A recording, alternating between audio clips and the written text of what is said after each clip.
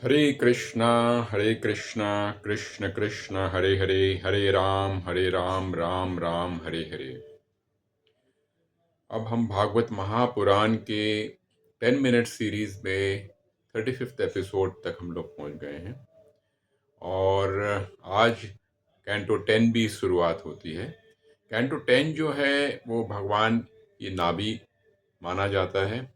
और इस प्रकार से हमने जो पहले कैंटो 1 2 3 किए हैं, 4 किए हैं, वो भगवान के चरणों से ऊपर जाते हुए हम लोग अभी नाभि तक पहुंचे हैं।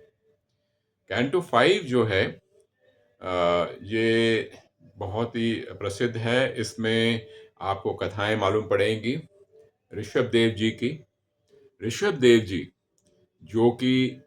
जैन समाज जो कहते हैं, जैन समाज जहाँ से शुरू हुआ था, महावीर जैन से पहले जो तीर्थंकर थे और जहाँ से शुरुआत हुई थी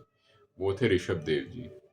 ऋषभ देव जी के बारे में भागवत महापुराण में तकरीबन 5.5 चैप्टर्स आते हैं और पूरे भागवत महापुराण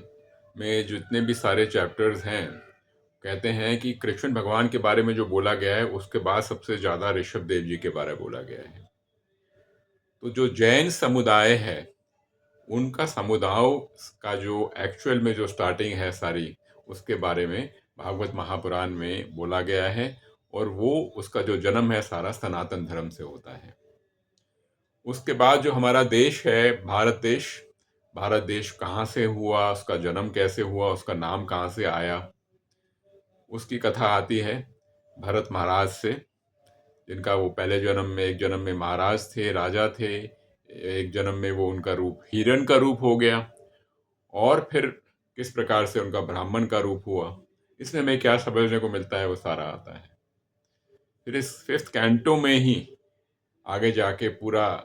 ब्रह्मांड जो यूनिवर्स है, सृष्टि, उसका क्या भूगोल है, उसमें अलग अलग ग्रह कहाँ कहाँ हैं, किस प्रकार से आत्मा जो है अलग अलग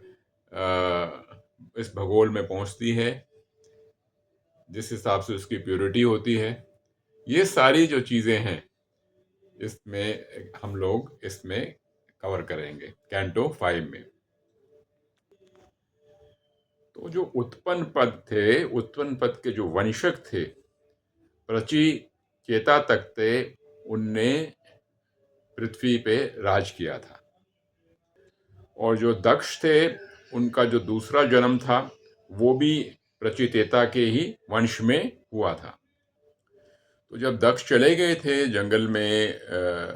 समाधि करने के लिए, तो स्वयंभू मनु जो थे, स्वयंभू मनु चाहते थे कि उनका जो दूसरा पुत्र था वो राजपाट को संभाले, और जो दूसरा पुत्र का जो नाम था उनका नाम था प्रियव्रत। लेकिन जो प्रियव्रत जो थे उनने कृष्ण भक्ति ऑलरेडी ले चुके थे और वो एक किस्म से वो भी जंगल में जा चुके थे और वो भगवान के भाव में पूरी तरह से लीन हो रखे थे। तो स्वयंभू मनु जो थे वो जंगल में जाते हैं, अपने पुत्र से मिलते हैं और उनको कहते हैं कि उनमें सारे गुण हैं एक अच्छे राजा के और उन्हें आके राज को संभालना चाहिए। तो स्वयंभू मनु अपने पुत्र प्रियव्रता के पास जाते हैं। अब ये जो सुझाव होता है उनके पिता का, होता तो बहुत अच्छा सुझाव है, लेकिन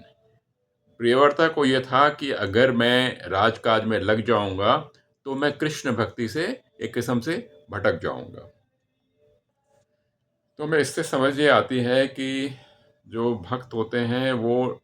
कोशिश उनकी ये रहती है कि वो रोज काज के मर्रा या भौतिक जग से अपने आप को दूर रखें। लेकिन भागवतम में हमें और भगवत गीता में हमें ये कथा हमें आगे बढ़ते मिलती है कि हमें ये शीर्ष मिलता है कि हमें अपने भौतिक कार्य करते हुए भी किस प्रकार से ईश्वर के साथ हमें जुड़ा रहना है। तो ये गुरु सब परंपरा में ये हमें सिखाया जाता है और कृष्ण भगवान ने भी यही चीज भगवत गीता में अर्जुन को बोला कि वो अपना कार्य करे, अपना कर्म करे और भगवान की शरण लेके कर्म करे। तो ये सिचुएशन होती है। इस समय ब्रह्मा जी जो हैं वो सत्यलोक से आते हैं और आके प्रियव्रता को मिलते हैं और प्रियव्रता को बताते हैं कि उसे जो कार्य जो लेना है अपने राज का, अपने पिता के राज का, उसे वो लेना चाहिए। और इस प्रकार से वो बताते हैं कि जो वर्ण आश्रम जो बनाया गया है, वो वर्ण आश्रम यानी कि जब आप 50 साल के हो जाते हैं, 50 साल के बाद आप वर्ण आश्रम लेते हैं गृहस्थ आश्रम को छोड़ के, तो वो इसीलिए बनाया हुआ है ताकि आप गृहस्थ आश्रम का जो समय है, उस समय को आप अपने कर्म फल की तरफ प्रयोग करें और समाज की सेवा करें। तो ब्रह्मा जी उसे समझाने की कोशिश करते हैं कि आप कृपया करके राज सिंहासन को ग्रहण करें और ये ना सोचें कि राज सिंहासन को प्राप्त करने से आपकी जो भक्ति है कृष्ण की तरफ, उसमें असर आएगा। तो ब्रह्मा जी समझाते हैं कि अगर आपने अपने इंद्रियों पे कंट्रोल किया हुआ है, तो आप गृहस्थ आश्रम में भी रह के आप अपने सारे कर्म कर सकते हैं, समाज की सेवा कर सकते हैं और ईश्वर के साथ लीन रह सकते हैं। पर अगर आपको अपने इंद्रियों पे, मन पे एकाग्रता नहीं है, तो आप चाहे वानप्रस्थ में भी चले जाएं 50 साल के बाद, संन्यास में भी चले जाएं, तब भी आपका मन आपको भटकाते हुए रखेगा और आपको कृष्ण भक्ति में लाभ नहीं मिलेगा। तो ब्रह्मा जी की बात को समझ के जो प्रियव्रता जी थे, जो कि स्वयंभू मनु के पुत्र थे, उन्होंने बोला कि ठीक है, कि जो उनने सारा कुछ त्याग दिया था उस जिंदगी से छोड़ के वो गृहस्थ में आ जाएंगे और गृहस्थ में आके जो राज सिंहासन की जो जिम्मेवारियां हैं वो उसको पूरा करेंगे। इस प्रकार से उनने ब्रह्मा जी की बात को माना। तो ब्रह्मा जी जो हैं वो गुरु का स्थान लेते हैं। तो जो स्वयंभू मनु के जो पुत्र थे, तो उनको उनके गुरु थे नारद मुनि, और नारद मुनि के जो गुरु हैं वो हैं ब्रह्मा। तो शास्त्रों में हमें यह सीखने को मिलता है कि हम अगर ईश्वर के प्रति अपने आप को पूरी तरह से समर्पण करते हैं, पूरी तरह से सरेंडर करते हैं ईश्वर तथा गुरु की वाणी को पूरी तरह से हम अपने आप को अपने ऊपर ले लेते हैं, तो निश्चय ही हमें ईश्वर की प्राप्ति होगी। ना कि सब कुछ छोड़ के और वानप्रस्थ लेके, वानप्रस्थ तो जरूर लिया जा सकता है 50 साल के बाद, लेकिन जब गृहस्थ का समय है तब गृहस्थ के समय भी हमें अपने कार्य पूरे करने चाहिए। तो हमें यह समझ आती है, हमें यह शिक्षा लेनी चाहिए कि गुरु और ईश्वर की जो वाणी है उसके प्रति हमें शरण लेनी चाहिए, बिना किसी स्वार्थ के हमें सेवा करनी चाहिए,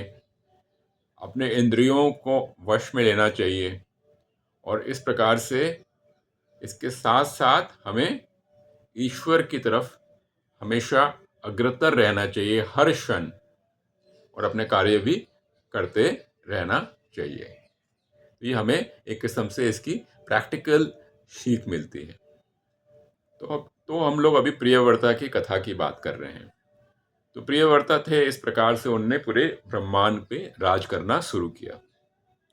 एक बार की बात है कि जो प्रियव्रता जो थे, उनको इस बात का एक बुरा लगा कि सूर्य देवता के कारण जो है ब्रह्मांड का जो एक हिस्सा है उसमें तो रोशनी होती है और दूसरे हिस्सा में रोशनी नहीं होती है। तो प्रियव्रता जी जो थे वो अपने दिव्य जो चैरेट था उस पे गए और सूर्य देवता के पास गए, और इस प्रकार से जो अंधकार वाला रीजन था उसको उन्हें रोशनी में परिवर्तित किया अपनी शक्तियों के कारण और सूर्य देवता से आग्रह करने के। तो जब वो अपने रथ पे गए तो उस कारण से और ये करने के कारण से जो भूमंडल था, वो भूमंडल में 7 समुद्र बने और 7 अलग अलग भूमि स्थान बने। और जब उनने इस प्रकार से जो 7 भूमंडल बन गए, तो उनने क्या किया, उनके जो 7 पुत्र थे, उनको सातों पुत्रों को एक-एक भूमंडल दे दिया राज करने के लिए। और ये सब करने के बाद, काफ़ी समय राज करने के बाद, अपने पुत्रों को लायक बनाने के बाद, वो जो हैं उनने क्या किया, उनने एक किस्म से वानप्रस्थ ले लिया, और वानप्रस्थ लेके जो उनके गुरु थे नारद मुनि, उनकी शिक्षा के कहने पे, मार्गदर्शन पे, उनने अपनी जो पूरी तरह से भक्ति का मार्ग, कृष्ण भगवान के मार्ग पे वे अग्रतर हो गए। तो इस प्रकार से हमने देखा कि किस प्रकार से प्रियव्रत महाराज जो थे, उनने अपनी ज़िंदगी जो थी, उनने राजकाज में भी बिताई, और फिर वो पूरी तरह से ईश्वर की ओर अग्रसर हो गए। हरे कृष्णा कृष्ण कृष्ण हरे हरे, हरे राम राम राम हरे हरे।